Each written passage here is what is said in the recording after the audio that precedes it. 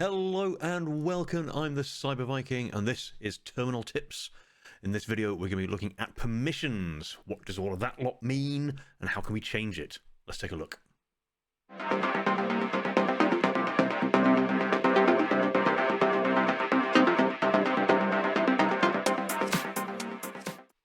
So in the last video we looked at, but we didn't really discuss fully about permissions. So here we have a typical example of a directory.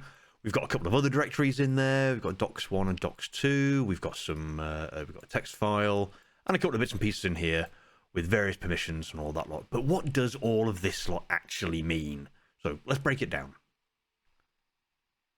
Here we have a typical setup of permissions, but what does it all mean? Well, it all comes down to three different letters: R, W, and X. R meaning read, the W is write, and the X is execute. But why is it multiplied out 3 times over? Well, that's because that first group of 3, that represents the permissions that apply to the user or the owner of that file. The middle 3 represent any groups that are attached to it. And then the last 3 are for others, people who are neither the owner nor in any of those groups. But what's that little bit at the beginning? What's that? Well, that represents the type.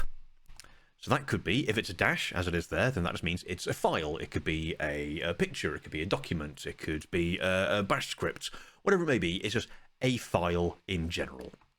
If it's a D, then that means it's a directory. If it's an L, it's a symbolic link, essentially a shortcut. And then slightly less common, you've got B for block special file, you've got C for character special file, P for named pipe special file, and S for local socket special file. Those we'll go into in another video. They're going to need their own explanation as to what they are and why they do what they do. So here we have, again, a typical setup that you would expect to see when you use the ls-L command. So we've already explained that's the permissions at the front there. Next up is the links. Now, that's not the link that we mentioned previously. This is hard links rather than soft links. Again, we'll go into another video and explain exactly what that is. Don't need to worry too much right now. Right here, this is the user. This is the person who creates or owns this particular file. Very important to know. As well as the next one is the group that is attached to it. So it could be that, as you see here, root owns it, but other people who are in the admin group will also have these certain permissions. Next up is the file size in bytes, always handy if you're wanting to try and filter out empty files and such like. Next is when this file was last edited, and then finally the actual file name. So we know what the permissions are and we know who they affect, but how can we go about changing them? Well, for that we're going to use the command chmod. What this does is we can tell it, I want to apply these permissions to this file. And we can do that in 2 different ways, either numerically or symbolically. We'll go through numeric first. So for example, we could use the command chmod 764 on file.txt. But what does that 764 mean? Well, the first number, that represents the permissions that are going to be applied to the user or the owner. The next number represents the permissions for the group, and then the last one represents permissions for the others. But what do those numbers mean? Well, we have a handy-dandy table here that we can have a look at. So let's just take one for example.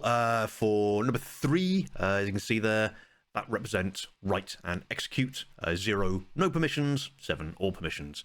So in this particular case, if we were to run this command, file.txt would end up with these permissions. So the user or the owner would have all permissions. They can read, write, and execute.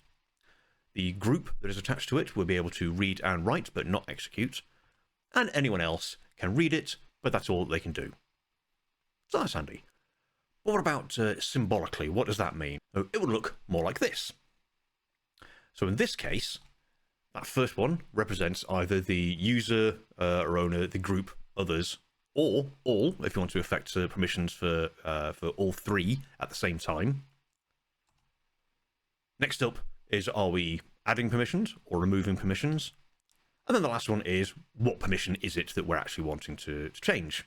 Now you can combine these together, so you don't have to do one and then another and then another and then another. You can combine them together. So for example, we could have chmod uo-x, so that would mean that the user or the owner and others would be losing the executable right. In this case, chmod a plus wx would mean that everyone is gaining write and executable rights on this one. So the theory is all well and good, but what does this look like in practice? Let's jump back over. So, knowing what we do now, let's have a look at these files and see what we can figure out. So let's have a look at this very bottom one here, secret stuff. So as we can see, the owner is Kali, as is the group. We can see it's got a file size, so it's 2,943 bytes. And permission-wise, let's have a look. So that first one there, so we know that that is a file. We know that the owner has read and write access to it, no executable, because, well, it's not an executable. We know that anyone who is in the group of Kali can read it, and anyone who is not in the group of Kali or is not the user Kali has no permissions whatsoever. So let's just confirm that. We can just cat out secret stuff, and there it is, the good old hacker manifesto. So let's clear you out of the way. We'll bring that back up again. So what if we want to change the permissions on this particular one so that anyone else can read it? Well, let's do this numerically first, shall we? So we want to do chmod, and numerically we want to keep read-write, which would be 6. We want to keep just the read access for the group, which would be 4. And then also we want to change for anyone, we want them to also have read access. So that'll be 4 again. And that is going to be for secret stuff. And then if we check that again, and now you can see, there we are, we now have read access. Lovely. So let's switch over to root, and we'll have a look at some other bits and pieces. So here we are as root. If we quickly jump into the docs01 directory, we have a look in here, and we can see we have a usernames.txt file, and the others group only has read access. That's fair enough. Now, if we come back out, one of the fun things that we can do is we can actually change the permissions to this directory and all the files in it in one go. So how do we go about doing that one? Well, we can use attack capital R. And that will then recursively apply whatever we do to the top level to everything else underneath it. So let's give that one a go. So if we do chmod, and in this case, I think what we'll do it symbolically. So we will say others are going to gain write access, and we are going to do that recursively on the docs01. So we hit that, if we lsla, and now we can see, look at that, docs01, others have write access. And now if we also go into docs01 and have a look at what we've got, and look at that, usernames now has write access. So some things to be aware of when you are changing permissions, some things to be a little bit careful of. If you are going to use something like chmod 777, that will give all permissions to everyone. Use sparingly. Same as also chmod 000 will remove all permissions from there. So unless you have root access, then you're going to struggle trying to do anything with that particular file, so be careful. So there we are. That was permissions, what do they mean, and how to update them. If you found this useful, give the video a thumbs up. If there's any other bits that you want me to discuss around the Linux terminal, leave a message in the comments.